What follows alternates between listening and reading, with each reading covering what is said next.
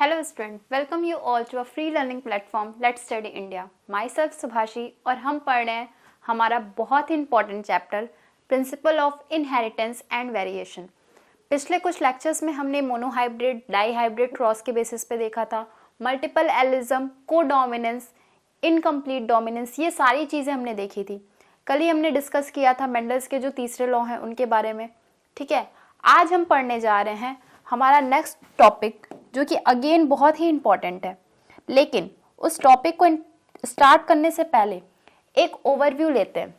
ठीक है, पिछले ही चीज़ों को डिस्कस करते हैं। मेंडल्स की आपने कल देखा था कि थ्योरी जो थी वो फेल हो गई थी, कहीं कहीं कुछ कुछ उसके एक्सेप्शंस आ रहे थे जिसके वजह से साइंटिस्ट उनकी थ्योरी को मानने से इनकार साफ मना कर रहे थे। रीज़न हमारे एनसीईआरटी में सिर्फ 3 दिए हैं फिलहाल। पहला तो था कम्युनिकेशन स्किल उस टाइम बहुत अच्छी नहीं थी। ठीक है, दूसरा क्या था कि उन्होंने फैक्टर इतना बोला था, इस फैक्टर को लेके उन्होंने कोई फिजिकल प्रूफ नहीं दिया। ये इनकम्प्लीट डोमिनेंस में ऐसा क्यों हुआ, उनके पास इसका कोई जवाब नहीं था। और तीसरा जो सबसे मेन था वो क्या था कि इन्होंने चीज़ों को किया तो ज़रूर, लेकिन एक कहते हैं ना कोऑर्डिनेट मैनर में नहीं, क्योंकि बायोलॉजी के टर्म में उन्होंने मैथ्स का इन्वॉल्वेशन किया था। और मैथ्स और बायो वैसे भी साथ साथ आज भी कोई नहीं पसंद। अब तो हम इतना बेसिकली जान गए हैं तो बायो और मैथ को साथ साथ देख पा रहे हैं, क्योंकि उन्होंने स्टैटिकल जो भी एनालिसिस था उसी को पेडिग्री एनालिसिस के टर्म में यूज़ किया था, उसी से चीज़ें बाहर आई। लेकिन आज अगर हम अपने टाइप में चीज़ों में देखें तो क्या होगा, ऐसा पॉसिबल है कि बायो और मैथ्स को हम साथ साथ लेके चलें? वही दिक्कत उनके भी टाइम पे आई कि वो थे एक मैथमेटिशियन, मैथ्स के स्टूडेंट थे, और वो सारी चीज़ें किसकी बेसिस पे कर रहे थे, बायोलॉजी के टर्म में। तो इसलिए बहुत सारे उनको भी दिक्कतें सामना करनी पड़ी। बहुत सारे साइंटिस्ट थे जो बिल्कुल मना कर देते थे, लेकिन कहते ना अच्छे लोग भी हमेशा दुनिया में प्रेजेंट रहते हैं। तो बेसिकली आज हम बात करेंगे rediscovery of Mendel's law. Mendel's के जो लॉ थे उनकी रीडिस्कवरी किसने की। अब इस चैप्टर में पहले ही क्लास में हमने बोला था साइंटिस्ट के नेम और उन्होंने क्या क्या एक्सपेरिमेंट, कहाँ पे इन्वॉल्वेशन है उनका, उनकी डेट, ये सारी चीज़ें याद करते हुए चलनी है। In 1900 de Vries, Correns and von Tschermak, ये 3 साइंटिस्ट आए थे। कौन सी ईयर में? 1900 में। इंडिपेंडेंटली, ये याद रखना है, ये तीनों साथ में काम नहीं किए, अलग अलग डायरेक्शन में काम किए। And rediscover Mendel's result. ठीक, और मेंडल्स के रिजल्ट को उन्होंने जांचा परखा, लेकिन अलग अलग, एक साथ होके नहीं, और फिर उसको रीडिस्कवर किया ड्यू टू माइक्रोस्कोपी। ठीक है, माइक्रोस्कोप का उस टाइम तक इन्वेंशन हो चुका था, तो वहां पे माइक्रोस्कोपी की वजह से क्या हुआ, चीजें थोड़ी आसान हो गई। क्या हुआ, they carefully observe cell division, mitosis, meiosis, ये सारी चीजें वो आसानी से देख पा रहे थे, ऑब्जर्व कर पा रहे थे। This led to the discovery of chromosomes. ठीक है, और इसी वजह से किसकी डिस्कवरी स्टार्ट हो गई, क्रोमोसोम की। क्यों? क्योंकि पहले चीज तो मेंडल के टाइम तक कुछ ऐसा माइक्रोस्कोपी जैसा कोई रूल नहीं था। मेंडल ने जो भी ऑब्जर्व किया वो जर्मिनेशन के बाद ऑब्जर्व किया, उसका कोई इसीलिए शायद उनके पास प्रूफ नहीं था।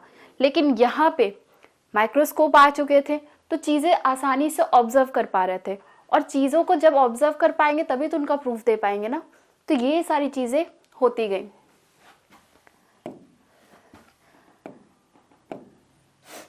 नेक्स्ट है हमारा क्रोमोसोमल थ्योरी ऑफ इनहेरिटेंस, बहुत इंपॉर्टेंट है। इसी को हम कहते हैं क्या, बॉवेरी या शटन क्रोमोसोमल थ्योरी। क्यों? बॉवेरी और शटन ने ही इस क्रोमोसोमल थ्योरी को इंडिपेंडेंटली इंट्रोड्यूस किया था। यहाँ पे भी साइंटिस्ट साथ साथ नहीं काम किए, अलग अलग होके काम किए। ठीक है, बस साथ में हम इनका नाम जोड़ के क्यों पढ़ते हैं, क्योंकि दोनों ने ही सेम चीज पे काम किया था। ठीक, किस थ्योरी को किस नाम से जाना जाता है, ये भी कई बार क्वेश्चन में 1 मार्क में पूछ लेता है, एमसीक्यू वाले क्वेश्चन में। तो चीज़ों को आसानी से याद रखना है, ट्रिक के साथ याद रखना है, वो आपकी मर्जी है। ठीक, देखते हैं। Introduce by Walter Sutton and Theodor Boveri. According to this theory genes are found at specific location, ठीक है, ऑन द क्रोमोसोम। ये चीज़ हमें आज पता है, वो साइंटिस्ट ने बताया है कि क्रोमोसोम पे जीन जो है हर किसी के उनकी खुद की लोकेशन है। ये नहीं है कि वो कहीं पे भी, जैसे फॉर एग्जांपल आप क्लास में जाते हो, ठीक, तो क्लास में आपके roll number wise seat arrangement होती है। जब भी आप एग्जाम देने, रैंडम क्लास की हम बात नहीं करें, जब आप एग्जाम देने जाते हो तो आपके सीट अरेंजमेंट बेसिकली होती है रोल नंबर वाइज या नेमिंग वाइज। तो उसी तरह जीन्स के भी साथ होता है, वो भी कहीं पे भी जाके नहीं बैठ सकते, जहाँ पे उनकी पोजीशन है, जो उनकी प्लेस है, वो वहीं पे जाके इंट्रोड्यूस होते हैं। ठीक, 2 alleles of a gene pair are located on homologous site of homologous chromosome। मतलब क्या है कि 2 एलिल अगर होमोलॉगस मतलब एक ही, ठीक है, same homologous sites on the homologous chromosome, ये नहीं कि क्रोमोसोम अलग अलग है तो एक एलिल यहाँ बैठा होगा दूसरा एलिल वहां बैठा होगा, ऐसा कोई पॉसिबल नहीं है। दोनों एलिल होमोलॉगस साइट पे ही बैठे होंगे। अगर ये 4th पोजीशन पे, मान लो 1 2 3 4, अगर एलिल 3rd पोजीशन पे बैठा है तो किसी और का भी क्रोमोसोम होगा, तब भी उसका एलिल किसी पोजीशन पे होगा, तीसरे ही पोजीशन पे होगा। ये नहीं कि वो कहीं और डायरेक्शन में घूमे। ठीक, इसी को कहते हैं, ये जो सेकंड पॉइंट है बहुत सारे बच्चों को समझ में नहीं आता, क्योंकि ये सारे पॉइंट क्या है, थोड़े कंफ्यूजिंग है। ठीक, तो आप कंफ्यूजिंग को थोड़ा सा सिंपल करने के लिए डायग्राम के बेसिस पे समझना शुरू करो, उससे चीजें याद भी रहती हैं, समझ में भी आ जाती है। क्या है इस पॉइंट का मतलब, 2 alleles of gene pair, gene pair के कोई 2 एलिल्स क्या होंगे, locate on the homologous site, एक ही साइट पे लोकेट होते हैं, और ऑन द होमोलॉगस क्रोमोसोम्स। ठीक, नेक्स्ट पॉइंट कहता है after fertilization the number of chromosome become diploid. ये तो हमें भी पता है, फर्टिलाइजेशन से पहले नंबर ऑफ क्रोमोसोम हैप्लॉयड होते हैं डिप्लॉयड। आपने रिप्रोडक्शन चैप्टर पढ़ चुका है, ठीक है, वहां पे क्या हुआ था, फर्टिलाइजेशन से जस्ट पहले क्या हो रहा था, गैमेट्स हैप्लॉयड फॉर्म में आ रहे थे, लेकिन फर्टिलाइजेशन के बाद मेल और फीमेल गैमेट आपस में फ्यूज हो रहे थे, तो कैसा बन जा रहा था, डिप्लॉयड। वही चीज बता रहा है कि after fertilisation number of chromosome becomes diploid. Chromosome segregate as well as assort independently. वही मतलब है कि क्रोमोसोम जो होंगे वो सेग्रीगेट अलग अलग डायरेक्शन में करते हैं, अपनी ये पहचान अलग से दिखाते हैं। ये नहीं कि वो किसी के साथ कंबाइन है तो हमेशा उसी के साथ होके फिक्स्ड है, ठीक है, हमेशा ही इंडिपेंडेंटली काम करना उनको पसंद है। ये था ये चारों पॉइंट, जिसमें पढ़ेंगे क्या हम, क्रोमोसोमल थ्योरी ऑफ इनहेरिटेंस। नाम में ही क्रोमोसोम्स आ रहा है, तो क्रोमोसोमल थ्योरी जो है ये बेसिकली क्रोमोसोम के ही मैनर में हमको पढ़नी है। पहला पॉइंट क्या कहता है कि genes are found at specific location on chromosome. हर क्रोमोसोम पे जीन का जो लोकेशन है वो फिक्स्ड होने वाला है। अगर कलर के लिए कोई जीन रिस्पॉन्सिबल है तो वो अगर नंबर 4 पे बैठी है तो वो हमेशा ही नंबर 4 पे ही बैठी होगी, ठीक है। Next, 2 alleles of gene pair are located on homologous site of the homologous chromosome. मतलब समझ में आया, होमोलॉगस साइट पे अगर 2 एलिल हैं तो वो हमेशा ही कहाँ होंगे, सेम साइट पे, और क्रोमोसोम अगर सेम है तो वो भी क्या होगा, फिक्स्ड ही होगा। Next, after fertilisation number of chromosome become diploid. ये हमें पता है पहले से भी कि फर्टिलाइजेशन के बाद क्रोमोसोम नंबर, क्योंकि मेल और फीमेल गैमेट आपस में फ्यूज करते हैं, तो क्रोमोसोम नंबर क्या हो जाते हैं, डिप्लॉयड। और लास्ट पॉइंट क्या कहता है, chromosome segregate as well as assort independently.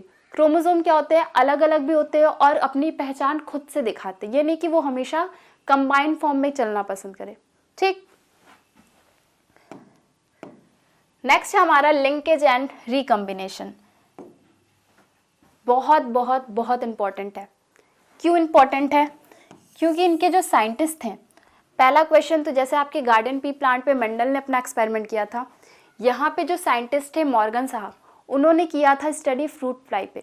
Fruit fly का बायोलॉजिकल नेम ड्रोसोफिला मेलैंगोगैस्टेरा, ठीक है। इन्होंने इस पे एक्सपेरिमेंट करने का क्या फ़ायदा है वो भी जान लेते हैं। फ़ायदा नंबर 1 कि मेल और फीमेल दोनों की ही बॉडी अलग अलग होती है, तो आसानी से आप देख के बता सकते हो। पॉइंट नंबर 2 कि इनके अंदर छोटी, इनकी भी लाइफ स्पैन 2 से 3 वीक की होती है, उसके बाद ये ख़त्म हो जाते हैं, ठीक है। वैसे भी आपने पढ़ा भी होगा क्लास 11th के चैप्टर में सबकी लाइफ स्पैन के बारे में, ठीक है, जैसे बटरफ्लाइज, डॉग, इन सब की जो लाइफ, हालांकि अब तो ये सीबीएसई ने कट कर दिया है, जिनको पता होगा उनके लिए बहुत अच्छी बात है। फिलहाल बस आप इतना रखो याद कि जो ड्रोसोफिला हैं या फ्रूट फ्लाई हैं, इनकी जो लाइफ स्पैन होती है हार्डली 2 वीक की होती है, उसके बाद ये डेथ कर जाते हैं। और तीसरा पॉइंट, तीसरा इनका फ़ायदा क्या था कि इनके एक ही बॉडी में कई सारे वेरिएशन देखने को मिल जा रहे थे। और चौथा, एक मैटिन के बाद ये कई सारे नंबर ऑफ प्रोजेनी प्रोवाइड करा देते थे। ठीक है, 4 फायदे क्या क्या है। नंबर 1 कि इनके मेल और फीमेल को आप आसानी से जज कर सकते हो। ठीक है, बॉडी को देख के ही समझा सकते हो। दूसरा पॉइंट कि इनके जो क्या कहते हैं कि नंबर ऑफ प्रोजेनी है, एक मैटिंग के बाद कई सारे रिलीज हो सकते हैं। ठीक है, नॉर्मली कीड़े मकोड़े इसीलिए तो इतने ज़्यादा आबादी के साथ रहते हैं। क्यों? क्योंकि वो उनकी जो प्रोजेनी होती है वो काफ़ी सारे अमाउंट में सिक्रीट होती है। नंबर 3 इनके जो लाइफ स्पैन है, मेंडल ने भी गार्डन पी को सेलेक्ट किया था, उसका भी लाइफ स्पैन कम था। सेम केस यहाँ पे भी है, इनकी भी लाइफ स्पैन क्या है, कम है, हार्डली 2 वीक की होती है। ठीक है, तो आपको यहाँ पे याद क्या क्या रखना है कि उन्होंने को पहले तो साइंटिस्ट का नाम क्या है, TH मॉर्गन। एक्सपेरिमेंट किस पे किया था, ड्रोसोफिला। ठीक है, मेलैंगोगैस्टर जिसको कॉमनली हम कहते हैं फ्रूट फ्लाई। ठीक है, number 3 he crossed the yellow bodied white eyes female. ये याद रखना है, फीमेल का जो उन्होंने लिया था वो कैसा था, बॉडी का कलर येलो था और आई का कलर वाइट था। 2 ब्राउन बॉडी रेड आई मेल। ठीक है, मेल का जो कलर था वो कैसा था, ब्राउन बॉडी था और आई उनकी कैसी थी, रेड। याद करने के लिए क्या करना है, लड़के और लड़कियों की कंपैरिजन में अगर एवरेज देखा जाए, सबकी बात नहीं करें, एवरेज, गुस्सा किसको जल्दी आता है, लड़कों को आता है। ठीक है, तो उनकी आंखों का कलर क्या होगा, रेड। अब आंखों में सिर्फ तो सिम्टम दिखेगा नहीं, गुस्सा होगा तो पूरी बॉडी भी तो रेड कलर, तो आपको रेड नहीं याद रखना है, रेड के रिस्पेक्ट में याद रखना है ब्राउन। तो ऑब्वियसली फीमेल कैसी होंगी, येलो, वैसे भी छुई मुई होती है। ठीक है, सारी लड़कियां नहीं, कुछ कुछ। और उनकी आंखों का कलर क्या है, वाइट। ठीक, self breed there F1 progeny. जो भी मिला इस मैटिंग के बाद, जो भी मिला उसको उन्होंने सेल्फ ब्रीड किया, जैसे मेंडल साहब ने किया था। ठीक है, मेंडल को भी F1 प्रोजेनी में जो भी मिला उसकी सेल्फ मैटिंग की थी, याद है, कैपिटल T स्मॉल t के साथ वापस से सेल्फ ब्रीडिंग की थी। वही काम इन्होंने भी किया, लेकिन इनके साथ एक दुर्घटना घट गई। क्या घट गई कि इनकी जो रेशियो आ रही थी F2 जनरेशन की, वो 9:3:3:1 नहीं था। अब ये कंफ्यूज कि ये है क्या, ऐसा क्यों हो गया, क्योंकि हमने भी तो कोशिश किया है मेंडल जैसे एक्सपेरिमेंट कंडक्ट कराने का, क्योंकि चीज़ें वो वैसे ही लिए। ड्रोसोफिला की भी लाइफ स्पैन कम थी, पी प्लांट की भी लाइफ स्पैन कम थी, इनके अंदर भी कई सारे कैरेक्टर्स देखने को मिल रहे थे, पी में भी कई सारे कैरेक्टर्स देखने को मिल रहे थे। मेल और फीमेल को आसानी से सेग्रीगेट कर सकते थे, अलग अलग दिखा सकते थे। तो जब सारी चीज़ें लगभग इन्होंने सेम रखी तो फिर इतना बड़ा वेरिएशन कैसे आ गया। 9:3:3:1 का जो F2 रेशियो है F2 जनरेशन का, वो फॉलो क्यों नहीं हुआ, ये अब क्वेश्चन आने लगा। Result in F2 generation there are slight variation from 9:3:3:1 because the 2 genes did not segregate independently to each other. ठीक है, this signifies the genes show linkage.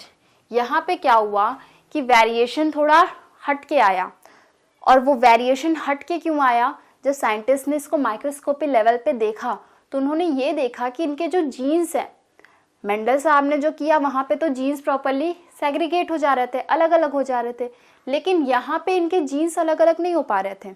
और जब अलग अलग जीन्स नहीं हुए तो क्या हो गए, लिंक्ड हो गए, और इसी फिनोमेना को उन्होंने नाम दिया लिंकेज का।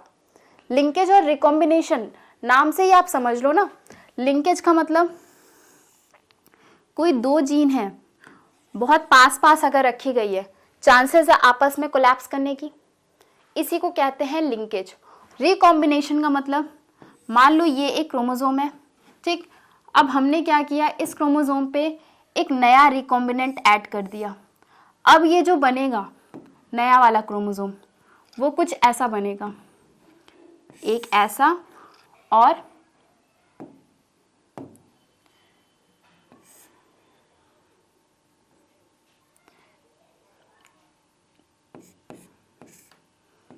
कुछ ऐसा क्रोमोसोम बनेगा जो नया वाला रिकम्बाइन हो जाएगा। ठीक है, रिकम्बाइन यानी वापस से कंबाइन हो जाना। तो लिंकेज और रिकम्बिनेशन में बहुत ज़्यादा डिफरेंस नहीं है।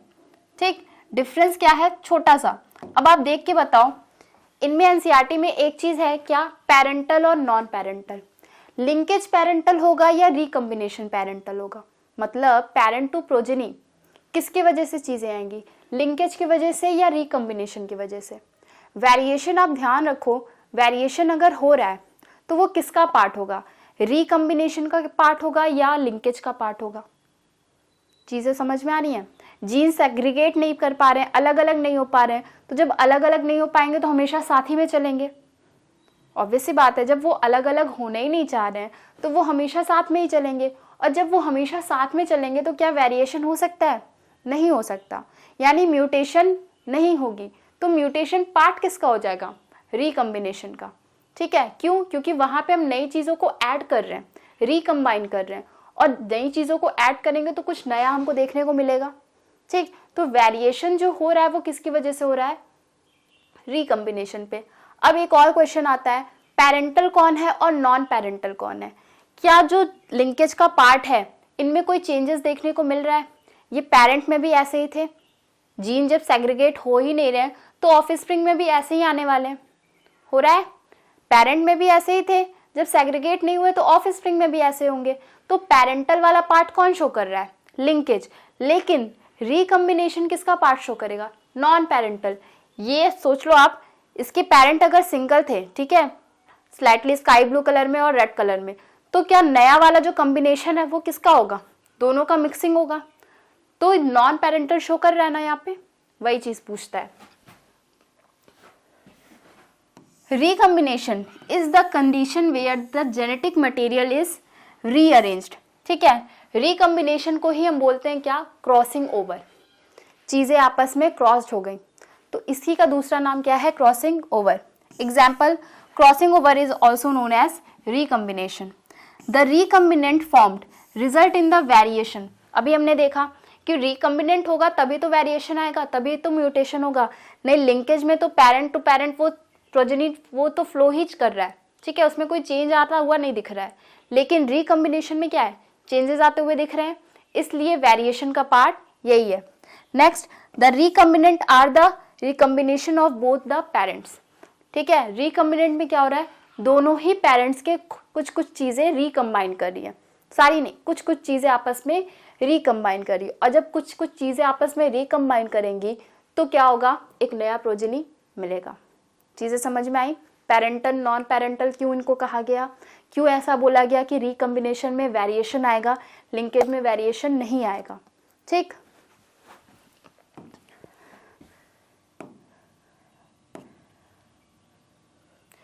इस डायग्राम से आप समझो, यहां पे क्या हो रहा है, क्रॉसिंग ओवर हो रहा है। ठीक है, इस केस में कोई क्रॉसिंग ओवर नहीं हो रहा है, यहाँ पे जैसा पेरेंट था वैसे ही आपको ऑफस्प्रिंग दिख रहे हैं। ठीक है, पेरेंट जैसा था वैसे ही क्या है, ऑफस्प्रिंग दिख रहे हैं। 4 लिंक्ड या नॉन रिकॉम्बिनेंट क्रोमोसोम, चीजें सिमिलर आ रही हैं। यहाँ पे क्या हो रहा है, आपस में ये देखो आप, क्रॉसिंग ओवर हो रहा है। जब आपस में क्रॉसिंग ओवर होगा तो ब्लू में रेड चला जा रहा है, रेड में ब्लू का आ जा रहा है, तो इसकी वजह से जो नया प्रोजेनी आ रहा है उसके अंदर चीजें दिख रही हैं, एक नई प्रोजेनी के अंदर नए सारे वेरिएशन दिख रहे हैं, तो ये किसका पार्ट हो गया, रिकम्बिनेंट। और रिकम्बिनेंट कैसा करेगा, नॉन पेरेंटल, जबकि लिंकेज किसका है, पेरेंटल। चीजें समझ में आई। लिंकेज और रिकम्बिनेशन में समझना बहुत इंपॉर्टेंट है, ये टॉपिक जो है आसानी से समझ में नहीं आता। हमारे एनसीईआरटी में आप देखोगे तो डायग्राम दिया हुआ है ना, उस डायग्राम में एक्सप्लेन कर दे रहे हैं, अभी के अभी उसको एक्सप्लेन कर दे रहे हैं। क्या हो रहा है, मेल और फीमेल का देखा जा रहा है। ठीक, आप खुद सोचो, क्यों ऐसा बोला जाता है, पापा की परी बोला जाता है या माँ का लाडला बोला जाता है। पापा की परी नहीं, पापा का परा कभी सुने हो आप, लड़कों के लिए नहीं सुने हो, होता है ऐसा। तो बेसिकली यहाँ पे ऐसा क्या हुआ है, ऐसा क्यों बोला गया है, इसी को हम समझते हैं साइंस की भाषा में। हमारे अंदर जो एक्स क्रोमोसोम है, ठीक है, वो एक्स क्रोमोसोम तो ठीक है, फीमेल है हम, तो हमारे अंदर एक्स क्रोमोसोम होगा। मेल के अंदर क्या होगा, एक्स और वाई क्रोमोसोम होगा। ठीक, देखते हैं, तुरंत समझ लेंगे हम क्या हो रहा है यहाँ पे। मेल के अंदर क्या होगा, एक्स और वाई,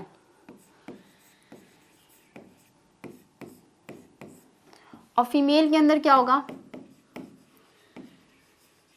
एक्स होगा। ठीक है, मान लो हमने मेल का एक ऐसे बनाया, एक को ऐसे बनाया, ठीक है, इसको हमने वाई बनाया, इसको हमने एक्स बनाया। फीमेल में दोनों को ही हमने ऐसे डिनोट किया। चीज़ें समझ में आ रही हैं? अब क्या होगा, क्रॉसिंग ओवर होगा। क्या होगा, मेल का जो वाई है वो फीमेल के एक्स के साथ मिलेगा।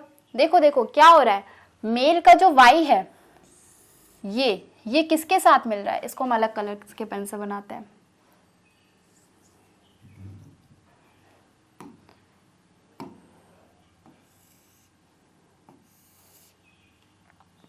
मेल का जो वाई है वो किसके साथ मिल गया, फीमेल के एक्स के साथ, ठीक। और एक और चीज क्या बनेगी, फीमेल का जो एक्स है, इसके पास तो वैसे भी एक्स ही आने वाला है, यहां पे क्या होगा,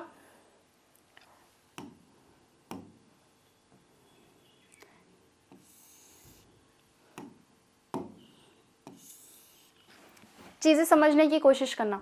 क्या हो रहा है यहाँ पे, मेल का ये वाई वाला, ठीक है, ये वाई कंबाइन किसके साथ हुआ, एक्स के साथ, यानी ये तो वाई है और ये क्या है हमारा एक्स। यहाँ पे क्या आएगा, प्रोजेनी मेल, ठीक है। यहाँ पे क्या आएगा, ये क्या है, एक्स है किसका, मेल का, और ये क्या है, फीमेल का एक्स है। यहाँ पे प्रोजेनी कैसी आई, फीमेल की।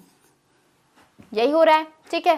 तो यहाँ पे जो फीमेल बेसिकली वो एक एक्स क्रोमोसोम जो है वो किसका पार्ट है, वो तो फीमेल का ही पार्ट है।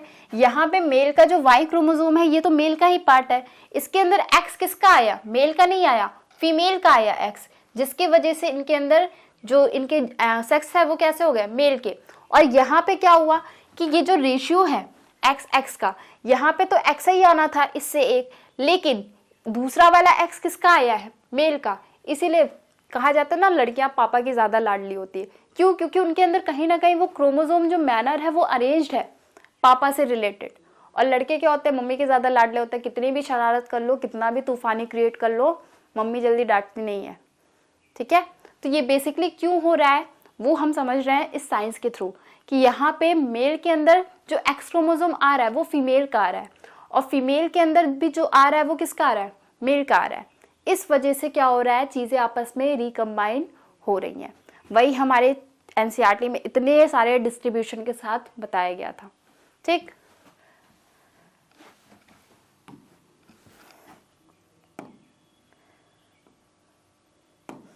तो बेसिकली हमने क्या पढ़ा, अभी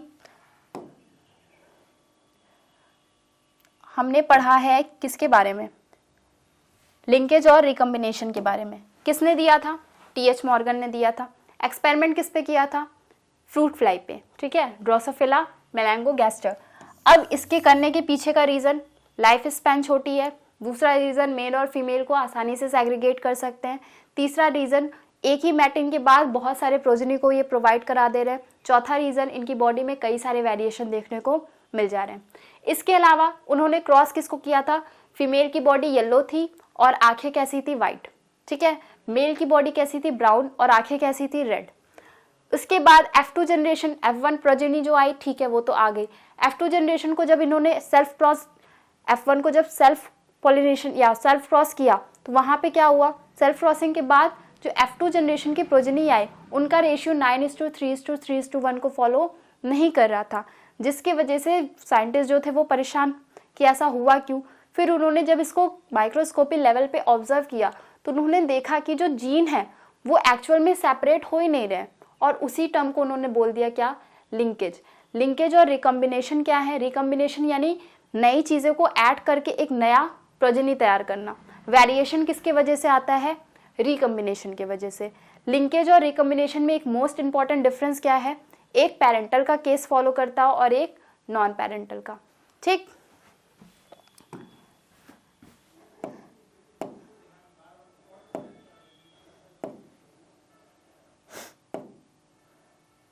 सेक्स डिटर्मिनेशन, हालांकि हमने बहुत बार पढ़ा है लेकिन ह्यूमन के रिस्पेक्ट में, यहाँ पे सेक्स डिटर्मिनेशन किसके रिस्पेक्ट में बात करनी है, ड्रोसोफिला, बर्ड और ग्रासहोफर के रिस्पेक्ट में। पहले तो जानते हैं किसके वजह से आया, हैंकिंग, ईयर था 1891।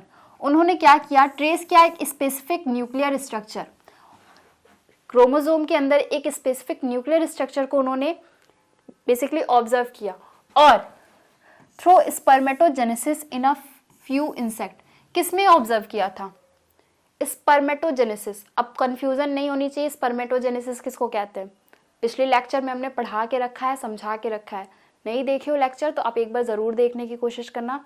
यहाँ पे बस इतना जान लो, फॉर्मेशन ऑफ स्पर्म, जब स्पर्म का फॉर्मेशन हो रहा था तो वहां पे उन्होंने क्या देखा, एक स्पेसिफिक न्यूक्लियर स्ट्रक्चर देखा, ठीक, कुछ इंसेक्ट्स के अंदर। After spermatogenesis he observe 50% of the sperm receive this structure while other 50% lack it। उन्होंने क्या देखा कि वो जो न्यूक्लियर स्ट्रक्चर था वो सिर्फ 50% ऑफ स्पर्म में गया, ठीक, बाकी जो 50% स्पर्म थे उनमें वो न्यूक्लियर स्ट्रक्चर नहीं गया। अब परेशान कि वो न्यूक्लियर स्ट्रक्चर क्यों नहीं गया, तो उन्होंने उस न्यूक्लियर स्ट्रक्चर का नाम क्या रख दिया, एक्स बॉडी, ठीक है, उस न्यूक्लियर स्ट्रक्चर का नाम क्या रख दिया, एक्स बॉडी। क्यों ऐसा हुआ, क्योंकि आपको पता है स्पर्मेटोजेनेसिस किस में होगा, मेल में होगा, ठीक, तो एक्स बॉडी का फॉर्म मेल में क्या है, एक्स और वाई क्रोमोसोम है, ठीक, तो एक्स क्रोमोसोम 50% है, 50% क्या है, वाई क्रोमोसोम, तो जिसमें दिख रहा है वो 50% उसका नाम क्या रख दिया, एक्स, जो नहीं दिख रहा है वो वाई वाला पार्ट है, ठीक। यहाँ पे उन्होंने ह्यूमन के रिस्पेक्ट में क्या बोला, मेल अगर है और फीमेल अगर है तो क्या होगा, मेल का एक्स वाई, फीमेल का एक्स एक्स, ये याद है, ठीक है। ड्रोसोफिला में सेम कंडीशन, मेल है तो एक्स वाई, फीमेल है तो एक्स एक्स। बर्ड्स में इंपॉर्टेंट है, बर्ड्स में यहाँ पे जेड जेड होता है मेल का और फीमेल का होता है जेड डब्ल्यू। इंपॉर्टेंट क्यों बन रहा है, क्योंकि यहाँ पे जो फीमेल है वो कैसी है, हेट्रोजाइगस कंडीशन में, जेड और डब्ल्यू के फॉर्म में, और जो मेल है वो कैसा है, होमोजाइगस कंडीशन में, ठीक है, दोनों ही जेड जेड है, इसलिए इंपॉर्टेंट ज्यादा हो गया। ग्रास ओपर नेक्स्ट इंपॉर्टेंट, ग्रास ओपर में एक में एक्स ओ है, ओ का मतलब एक्स वाला है ही नहीं, उनके अंदर वो एक्स बॉडी है ही नहीं, और दूसरे में क्या है, एक्स एक्स, यहाँ पे फीमेल का एक्स एक्स ही होगा, मेल का क्या हो जाएगा, एक्स और ओ। चीजें समझ में आई। अगर ह्यूमन की बात करा जाए तो मेल का क्या होगा, एक्स वाई, फीमेल का क्या होगा, एक्स एक्स। ड्रोसोफिला का भी सेम, मेल के केस में एक्स वाई, फीमेल के केस में एक्स और एक्स। इसके बाद बर्ड्स, बर्ड्स के केस में अगर देखा जाए तो मेल जो होता है वो जेड और जेड होता है, और फीमेल जो होती है वो हेट्रोजाइगस कंडीशन में होती है, यानी जेड और डब्ल्यू के फॉर्म में। और इसके बाद है हमारे ग्रासहोफर, ग्रासहोफर में मेल क्या होता है, एक्स और ओ होता है, और फीमेल क्या होते हैं, एक्स और एक्स, ठीक। ये है बेसिकली सेक्स डिटर्मिनेशन की बात। किसने दिया था, हैंकिंग ने, ईयर था 1891। डायग्राम की बेसिस पर समझना चाहो, इनके अंदर जो क्रोमोसोम होते हैं कितने, 76 और 77, 78 नंबर ऑफ क्रोमोसोम्स पाए जाते हैं। ये है फीमेल का पार्ट और ये है मेल का पार्ट, ठीक है। मेल में क्या देखने को मिल रहा है, फीमेल में जेड और डब्ल्यू, मेल में जेड और जेड, फीमेल में एक्स और x in the case of Drosophila, और मेल में एक्स और वाई, ठीक। यहाँ पे ग्रास होपर में क्या हो रहा है, एक्स और एक्स किसका है, फीमेल का, और मेल के लिए सिर्फ एक्स या एक्स और ओ। क्यों ऐसा रखा गया है, क्योंकि एक ही एक्स उनके अंदर, एक ही मेल के अंदर एक्स बॉडी प्रेजेंट होता है, दो एक्स बॉडी प्रेजेंट नहीं हो सकते। नेक्स्ट है बहुत इंपॉर्टेंट, इसके हम आज सिर्फ और सिर्फ इंट्रो देखेंगे। इनमें कई सारे डिजीज, जेनेटिक, क्रोमोसोमल, ठीक है, कई सारे डिजीज जो है इनके बारे में बेसिकली एक एक्स्ट्रा क्लास लेंगे, क्योंकि बहुत इंपॉर्टेंट है इन डिजीज के बारे में समझना, इनके सिम्टम्स को याद रखना। पहले जानते हैं म्यूटेशन का मतलब क्या है। Sudden change in the sequence of DNA, ठीक है, डीएनए के सीक्वेंस में अगर अचानक से कोई चेंज आ जाता है, इन्वायरमेंटल फैक्टर हो सकता है, फिजिकल कोई फैक्टर हो सकता है, जिसके भी वजह से वो अचानक से बिल्कुल चेंज आ जाए, उसी का नाम होता है क्या, mutation. The change in DNA may be heritable and will be passed on to next generation, affect both genotype and phenotype, ठीक है।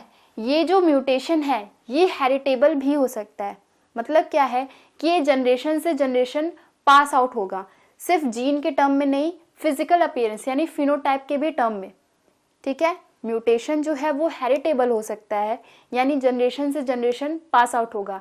इन the respect of gene as well as phenotypic. ठीक है। Types of mutation, deletion, delete करना, क्या delete होगा? Loss of segment of DNA, DNA का कोई एक सेगमेंट डिलीट कर गया। इंसर्शन या डुप्लीकेशन, यहाँ पे क्या होगा? Gain of segment of DNA, DNA के अंदर कोई नया सेगमेंट आके जुड़ गया। ठीक।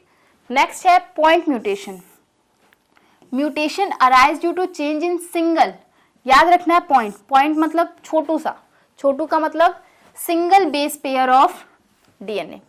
डीएनए के इतने सारे बेस पेयर होते हैं। ठीक है। नेक्स्ट चैप्टर में आप पढ़ोगे कितने बेस पेयर होते हैं, जब मॉलिक्यूलर बेसिस ऑफ इनहेरिटेंस हम पढ़ाएंगे। तो इतने सारे बेस पेयर में किसी सिंगल बेस पेयर में जब चेंजेस होते हैं तो उसी को हम बोलते हैं किसमें? पॉइंट म्यूटेशन में। एग्जाम्पल इसका क्या है? Sickle cell anaemia. ठीक। नेक्स्ट है हमारा frame shift mutation. Frame shift mutation actual में इन्हीं दोनों को कंबाइन बोला गया है। मतलब क्या है? यहाँ पे एडिशन या डिलीशन होता है किसका? डीएनए के बेस का, which lead to the change in the reading frame. अब आप ही सोचो, ए यू जी सी ए, ठीक है, यहाँ पे क्या आ जाए? एक ए एक्स्ट्रा आ जाए, एक ए एक्स्ट्रा आ जाए। आपने ये भी जाना है, रुक जाओ, अच्छा आपने बेसिकली ये भी जाना है, ट्रिपलेट के फॉर्म में हम पढ़ते हैं, ये तो स्कूल में कहीं ना कहीं पढ़ा होगा कि जब भी बात करेंगे किस में बात करेंगे? ट्रिपलेट के फॉर्म में करेंगे। ठीक। अगर ट्रिपलेट के फॉर्म में हम कर रहे हैं तो यहाँ पे अगर एक इंसर्ट हो गया, ठीक, एक नया डीएनए या बेस क्या हो गया? इंसर्ट हो गया, तो यहाँ पे रीडिंग का फ्रेम चेंज हो जाएगा। पहले हम रीडिंग कैसे कर रहे थे? पहले हम रीडिंग इन तीनों को साथ में कर रहे थे, इन तीनों को साथ में कर रहे थे ट्रिपलेट के फॉर्म में। लेकिन जब ये ऐड हुआ तो क्या होगा? ये तीनों तो साथ में रहेंगे, लेकिन ये तीनों का फ्रेमिंग क्या हो जाएगा? अलग। अब हम इन तीनों को साथ में करेंगे और एक को बाहर कर देंगे, तो जिसकी वजह से क्या होगा? नए किसी प्रोटीन का फॉर्मेशन होने लगेगा। ये चीज़ें किस में आती हैं? फ्रेम शिफ्ट, यानी रीडिंग फ्रेम को ही पूरी तरह चेंज कर देना। कब चेंज होगा ऐसा? जब डीएनए में कोई डीएनए बेस या तो ऐड हो या तो डिलीट हो। यहाँ से आप किसी डीएनए बेस को गायब कर दो तब भी वही चीज़ होगा। ये तीनों साथ में हो जाएंगे, ये दोनों अलग हो जाएंगे, सेम चीज़ होगा। तो यहाँ पे फ्रेमिंग का पैटर्न क्या हो? चेंज हो जाए। किसकी वजह से? डीएनए बेस के ऐड या डिलीट होने की वजह से। इसी को हम पढ़ते हैं किसमें? फ्रेम शिफ्ट म्यूटेशन में। कितने तरह के म्यूटेशन होते हैं? पहला डिलीशन, डिलीशन में क्या डिलीट होगा? Loss of segments of DNA, DNA का कोई सेगमेंट डिलीट हो गया। दूसरा है इंसर्शन या डुप्लीकेशन, इनमें क्या होगा? गेन होगा, क्या? डीएनए का सेगमेंट। तीसरा है पॉइंट म्यूटेशन, पॉइंट म्यूटेशन में क्या होगा? सिंगल बेस पेयर, डीएनए के सिंगल बेस पेयर में क्या होगा? चेंज हो, तो उसी को हम पढ़ते हैं क्या? Point shift mutation. एग्जाम्पल है इसका क्या? Sickle cell anaemia. नेक्स्ट हमारा है फ्रेम शिफ्ट म्यूटेशन, यहाँ पे एडिशन या डिलीशन होगा डीएनए के बेसिस का, जिसकी वजह से रीडिंग फ्रेम में चेंजेस आ जाएंगी। ठीक।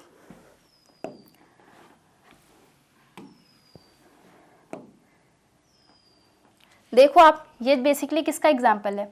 फ्रेम शिफ्ट म्यूटेशन का ही दिख रहा है। यहाँ पे क्या हुआ? एक चीज़ आके ऐड हो गया। अब जैसे ही एक चीज़ ऐड हुआ उसके रिकॉम्बिनेंट बनेगा, ठीक, उसके लिए कोई ना कोई प्रोटीन तो कॉम्प्लीमेंट्री डीएनए तो बनेगा ही। तो यहाँ पे क्या होगा? अब चेंज क्या होगा? पूरा का पूरा सीक्वेंस ही क्या होगा? चेंज होने लगेगा। प्रोटीन बनना कुछ और था, बन कुछ और जाएगा। इसी को हम पढ़ते हैं फ्रेम शिफ्ट म्यूटेशन में। अब बाकी के जो जेनेटिक हैं, ठीक है, जेनेटिक म्यूटेशन या जेनेटिक डिसऑर्डर, क्रोमोसोमल डिसऑर्डर, ये सारी चीज़ें हम नेक्स्ट क्लास में बात करेंगे, जो कि बहुत इंपॉर्टेंट है। और आपको साथ में इनके सिम्टम्स, इनके किस वजह से होता है, एनाप्लॉइडी, पॉलीप्लॉइडी, ये सारी चीज़ें हम बेसिकली नेक्स्ट क्लास में देखेंगे। आज की जितनी भी चीज़ें हैं आपको उसको रिवाइज करना मस्ट है, क्योंकि पहले जो मेंडल की चीज़ें थी वो आपने कहीं ना कुछ सुनी है, लेकिन लिंकेज और रिकम्बिनेशन जैसी जो चीज़ है ये कन्फ्यूज़न क्रिएट करती है। तो रैंडमली आपको बस एक बार एनसीईआरटी रीड करना, उससे ज़्यादा कुछ नहीं करना है। मिलते हैं नेक्स्ट क्लास में एक नए टॉपिक के साथ, तब तक के लिए थैंक यू।